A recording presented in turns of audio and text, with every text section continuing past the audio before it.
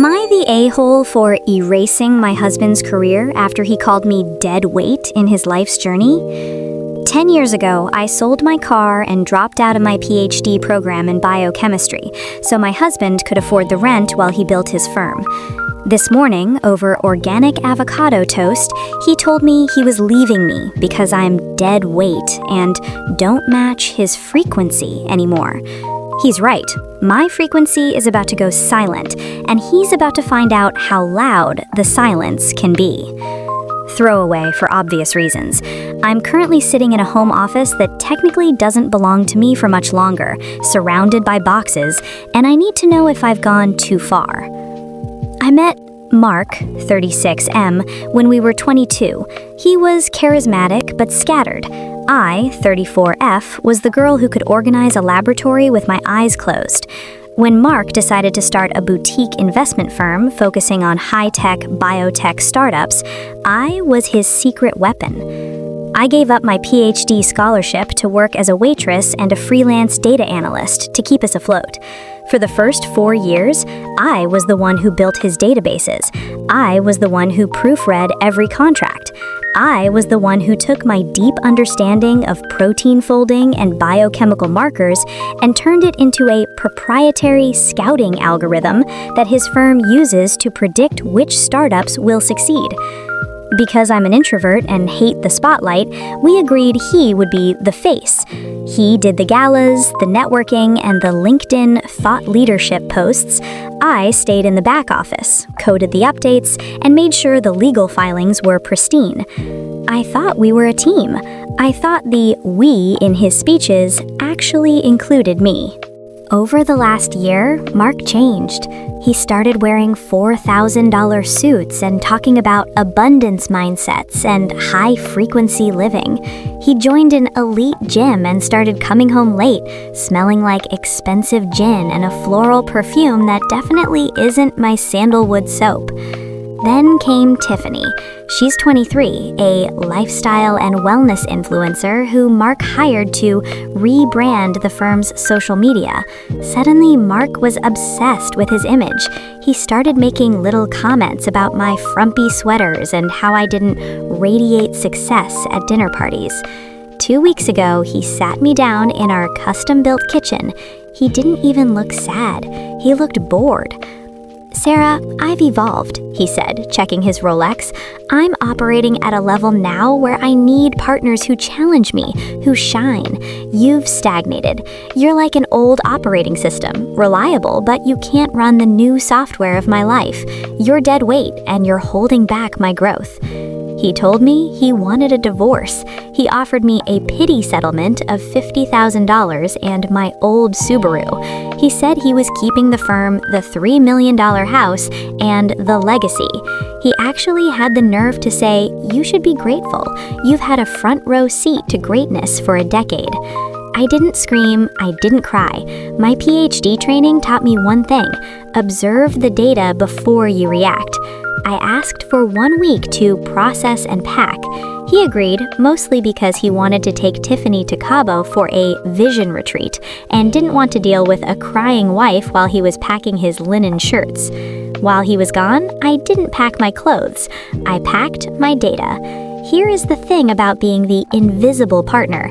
You see the things the face forgets. The house? Mark assumed the house was ours. It isn't. The down payment came from a trust fund my grandmother left me specifically for a woman's security. Because I handled the closing and because Mark was too busy networking to read the 50-page deed, the house is 100% in my name. The algorithm, the secret sauce of his firm, the code that makes the investment predictions, was something I wrote on my own time. I never signed an IP or intellectual. Yesterday, Mark returned from Cabo, glowing and arrogant. He walked up to the front door, but his key didn't work. I had the locks changed 4 hours prior.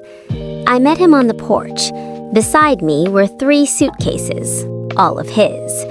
"What is this?" he stammered. "Sarah, don't be hysterical. We talked about this." "We did," I said. "You wanted to shed the dead weight. I'm just helping you float away." The house is mine, Mark. Check the deed. You have 20 minutes to put these bags in your Uber before I call the police for trespassing. He laughed, a cold, jagged sound. Fine, keep the house. I'll buy 10 more with the profits from the firm this quarter. You're just a bitter secretary. He went to his office, a rented space downtown, to regroup. An hour later, my phone started exploding. When he tried to log into the firm's server to run the quarterly projections for his biggest investors, he found nothing. I had revoked the licensing for the algorithm. I hadn't deleted his data, that would be illegal. I simply removed the brain of the operation. Without that code, his firm is just a collection of spreadsheets and a guy who doesn't know how to do math without a computer. I also sent a BCC email to every one of his major clients with a simple professional note. Please be advised that the proprietary predictive software previously licensed to withheld firm has been withdrawn by the owner. Any further use of this technology by the firm is unauthorized. Mark is currently losing his mind. He's left me 42 voicemails. He's gone from, "You're a snake," to, "Please, Sarah, I was just going through a midlife crisis. We can fix this." His parents called me to say I'm destroying a man's dream over a little infidelity. My sister thinks I should have played nice to get a bigger monthly alimony check. She says I nuked his entire existence and that I'm being unnecessarily vindictive. I was starting to feel a tiny bit of guilt. Maybe I was being the asshole. Maybe I should have just taken him to court like a normal person. Last night, I was doing a final sweep of the cloud server to make sure my personal files were clear. I found a hidden, encrypted folder labeled Legacy Project. I expected more photos of him and Tiffany. I was wrong. Inside were my unfinished PhD research notes from 8 years ago, the ones I thought I'd lost when my old laptop crashed. It turns out the laptop didn't crash. Mark had stolen the hard drive. He had been selling my incomplete biochemical sequences, my life's work, to a shadow pharmaceutical startup for the last 3 years. He had already pocketed $2.2 million in consulting fees and was waiting for the startup to hit a specific milestone to receive a final $5 million payout. He wasn't leaving me because he was bored. He was leaving me because the final payout was due next month and he wanted to be legally divorced before the money hit so he wouldn't have to share a dime of the wealth he stole from my brain.